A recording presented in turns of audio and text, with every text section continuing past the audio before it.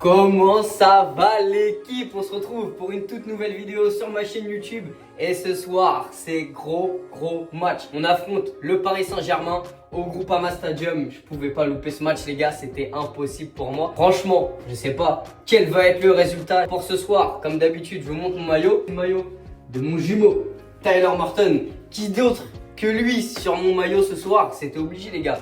Si vous avez vu sur les réseaux sociaux, j'ai fait la petite coupe à Tyler, donc je mets le maillot de Tyler. En plus de ça, on a mis la petite écharpe. En tout cas les gars, voilà, on sait, on va affronter le PSG. Ça va être un match compliqué. Si je devais donner un prono, j'espère une victoire 2-1. Un peu comme quand il y avait Memphis Depay, on marque dans la dernière seconde et puis on gagne, on met tout le monde d'accord juste à la fin. Ça serait magnifique, un scénario de fou. Et j'espère pouvoir le vivre, voilà, comme ce soir je suis au Groupama Stadium. Je veux un moment de dingue. Je sais pas qu'est-ce que ça va donner, mais on sera là pour encourager notre équipe et on espère que l'Olympique Lyonnais va gagner. On se retrouve directement au Groupama Stadium, mais avant ça, comme d'habitude, place au générique.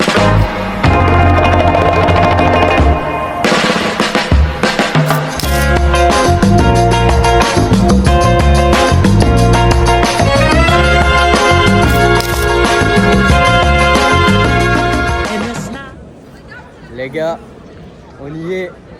On est arrivé devant le Groupama Stadium. Et qu'est-ce qu'il y a comme monde?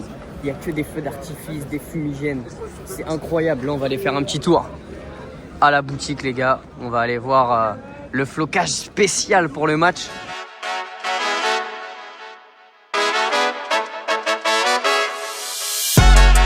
Les gars, écoutez le bruit. On est dans le stade. Je sais pas où je suis placé. J'espère que ça va être bien. Sur la même sensation quand tu rentres dans le stade.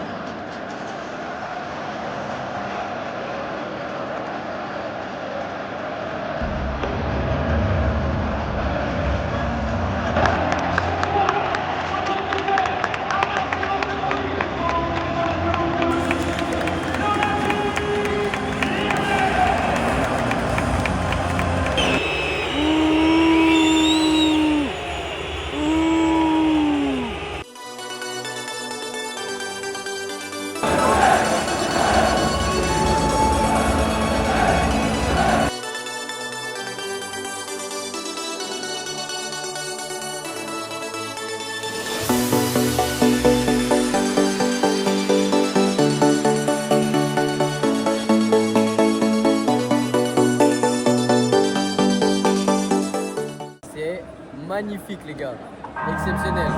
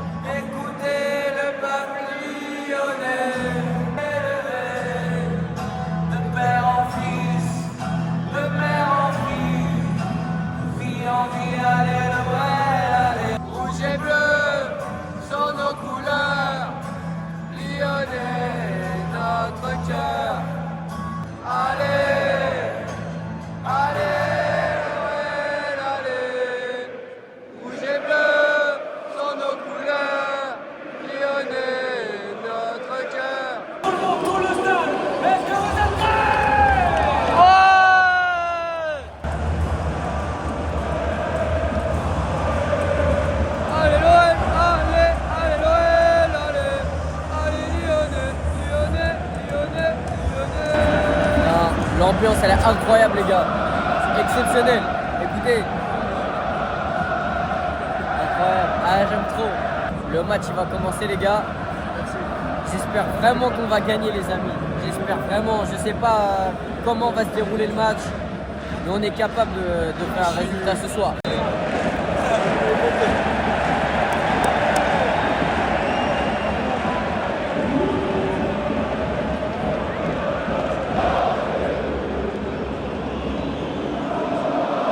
Bon les gars, on fait une entame de match assez cohérente, mais techniquement c'est dur. On n'arrive pas à trouver les bonnes passes et Paris, ils ont que le ballon malheureusement. Et il faut qu'on arrive à trouver un décalage, jouer une contre-attaque ou faire quelque chose parce que sinon tu peux pas tenir pendant 90 minutes comme ça. Il faut être plus juste techniquement, c'est vraiment le mot d'ordre les gars. Paris a marqué les gars, mais on peut le faire.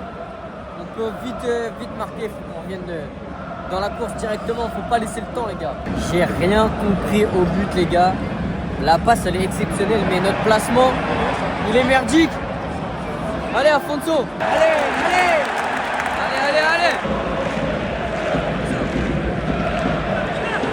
Oh non.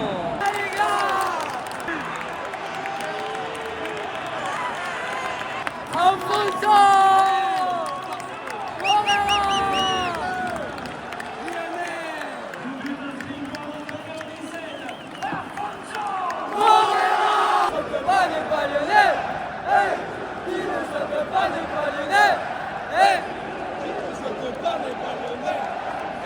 Ah le but de fou putain.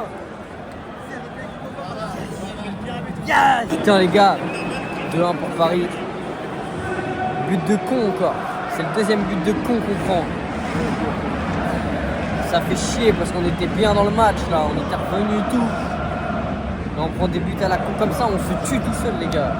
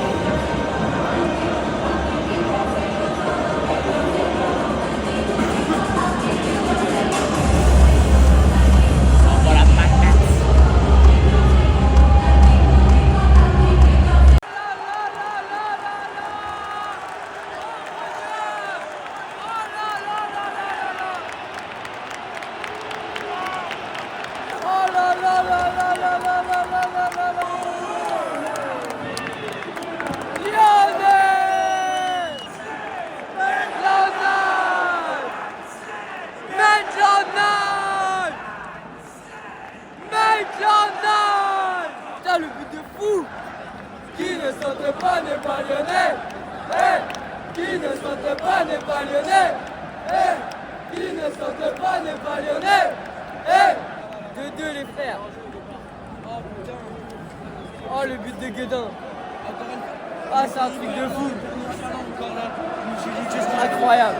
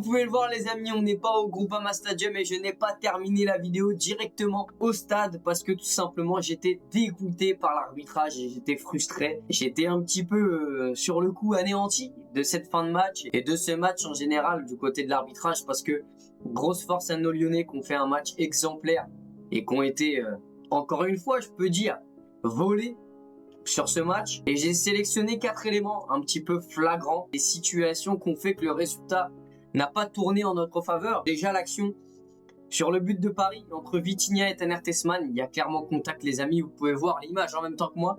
Le genou de Vitinha tape l'arrière du genou de Tanner Tessman, ce qui fait que Vitinha peut récupérer le ballon et par la suite ça fait but. Et c'est une action très litigieuse. Et la VAR, qu'est-ce qu'a fait la VAR encore une fois?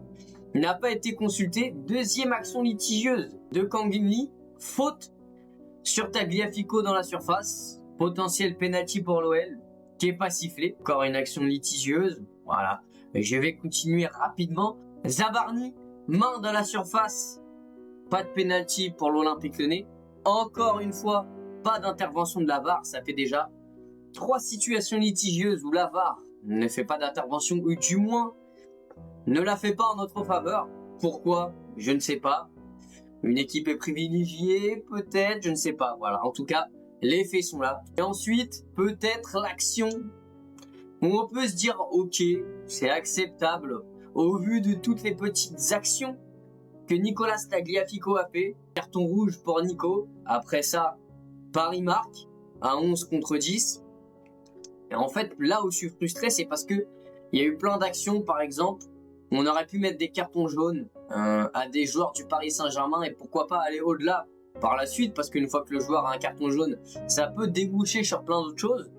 Et malheureusement, c'est nos joueurs, encore une fois, qui prennent beaucoup de cartons, ce qui nous amène à finir le match à 10 contre 11. Donc voilà, 4 situations qui me laissent un goût amer. Et comme le dirait le grand, le fameux, le général Alexandre Lacazette, c'est compliqué de gagner à 11 contre 12 parce que le Paris Saint-Germain a clairement eu l'homme du match de son côté. Je vous mets encore une fois la photo. C'est tout simplement l'arbitre de la rencontre. Mon cher Benoît, voilà, t'as été du côté du Paris Saint-Germain. Et tu nous as coûté la victoire ce soir, ou au moins le match nul, mais je pense qu'on aurait pu clairement gagner ce match parce qu'on a fait un match exceptionnel, un match de bonhomme. Certes, on n'a pas été les meilleurs, Paris a eu un peu plus de possession, mais la possession ne fait pas tout dans un match de football. Et je pense qu'on aurait pu finir sur un résultat différent parce que Paris n'a pas été exceptionnel. Par contre, nous, on a été largement à la hauteur. Et c'est là que je suis un peu frustré, et je l'avais là dans le stade et je ne pouvais clairement pas finir la vidéo, continuer de vlogger comme si de rien n'était et paraître l'air frustré devant la caméra. Je ne pouvais pas, j'ai vécu le match jusqu'à la fin avec une intensité exceptionnelle et voilà, c'était plus fort que moi. J'ai pas pu finir la vidéo, désolé les amis. Dites-moi dans les commentaires ces 4 actions un petit peu litigieuses, qu'est-ce que vous en pensez? Parce que moi ça ne passe pas du tout. Comme l'a dit notre cher capitaine Corentin Tolisso, il faut se réunir, trouver des solutions parce que l'arbitrage en France, c'est plus possible. Et encore une fois, on en paye les pots cassés. En tout cas, j'espère que vous avez quand même kiffé ce vlog, kiffé ce moment avec moi. En tout cas, je suis très content d'avoir fait 1200 km pour aller voir mon Olympique Lyonnais, passer un week-end exceptionnel à Lyon. Et je reviens très bientôt parce que je viens pour le match contre Nantes. Donc j'espère vous croiser un maximum là-bas les amis. On se rencontre pour ceux qui ne m'ont jamais vu. En tout cas, passez une bonne soirée, une bonne journée, je ne sais pas à quelle heure vous voyez la vidéo. Malgré cet arbitrage catastrophique, je suis fier de mon Noël. On sera toujours là pour ce blason les amis.